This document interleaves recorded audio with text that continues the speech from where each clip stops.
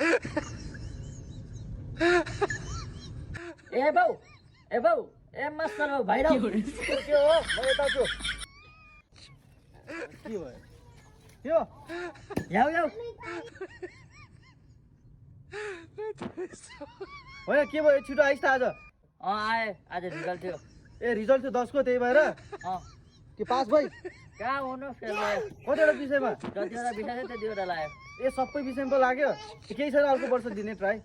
पर्दैन पाउनु अब इन्डिया जान्छु इन्डिया जान्छु गरे एकचोटि फेल भयो भने हुन्छ अर्को वर्ष फेरि पास हुने गरी पढ्ने म सक्दैन पढ्न फ्याक त्यस्तो कुरा गरेर पनि हुन्छ अर्कोचोटि पास गर्ने अर्कोचोटि पढ्ने फेरि पास पक्का हुन्छ म एक पढ्दैन दुई पढ्दैन तिन पढ्दैन म पढ्दै पढ्दैन फेरि त्यस्तो पढाइको कुरा गर्छ भने म घर पनि आउन भागिदिन्छु घरदेखि के गरे इन्डिया जान्छु है तँलाई मैले पढाएँ भने चाहिँ जिन्दा नियोग गर्ने अनि तँ चाहिँ पढ्दैन भने इन्डिया जाने त पढ्दैनस् तैँले नपढेर कसले पढ्छ तैँले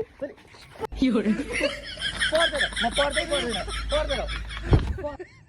अहिले जा अहिले सादा भोक लागेछ आउला यति भात बनाएर त्यति गरेर दिन्छु तेरो सर्ट होइन तेरो कट्टु च्यातिङ गरेर आउला त पढ्दैन भने त जा नपढ त आइज नआइज घर त जा उता